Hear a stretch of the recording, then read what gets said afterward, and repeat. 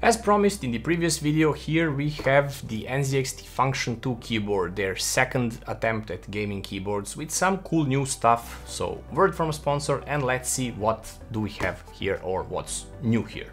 Looking for affordable Windows or Office keys? Look no further, I got you covered. Head over to scdkey.com, pick your Windows edition, use my discount code LE25 to get a 25% on any Windows or Office products. Once you complete your order, after a few seconds you will receive your code. In Windows, go to Settings, there should be an Activate Windows prompt at the bottom. Click that, enter your code and wait for Windows to finish activation. To check the activation status, use the command prompt with the command slmgr.vbs/xpr and you should receive a notification that the machine is permanently activated. Once again, use code LE25 at scdkey.com. In the box you will be getting a magnetic palm rest, something that has been missing on a lot of keyboards lately. This one has a nice soft feel to it, it is some sort of rubber coating, but it feels nice. Next item in the box is the keyboard itself, which we will check in detail in a moment.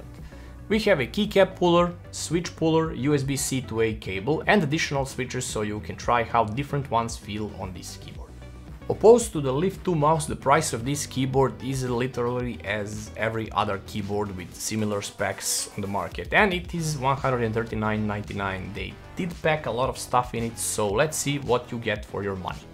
First of all, this is a full-size keyboard. They do have a mini TKL, like a 75% layout, which is more interesting than this one, but I got this one. Nonetheless, this one comes with PBT texture keycaps, not just boring standard ABS cheap filling plastic.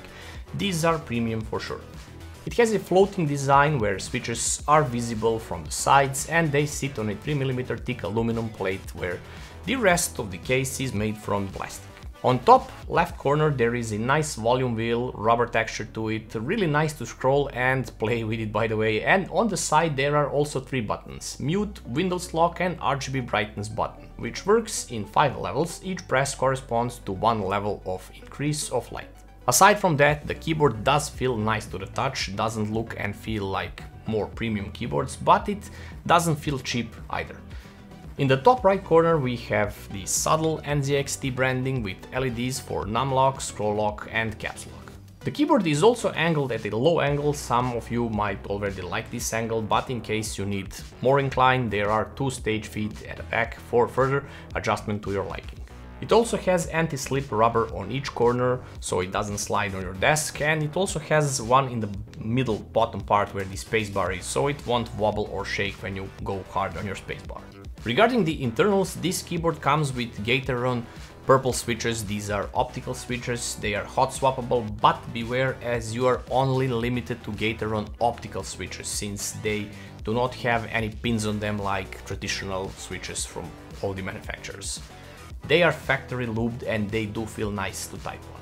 Since this is a gaming keyboard, travel of the switches is really short and it might be strange at first to type on, but you'll get used to it real quick.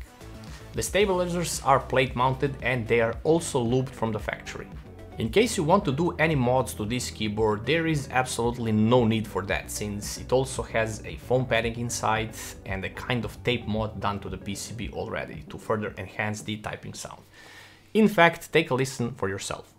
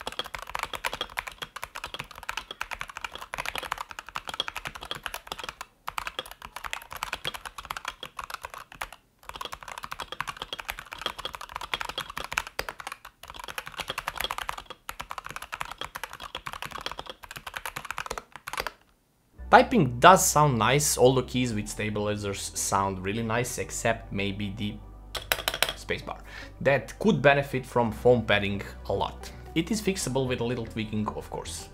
As mentioned, switches are optical and they are rated to 0.2 milliseconds response time, which is insane in combination with 8000 Hz polling rate that you can set this keyboard to.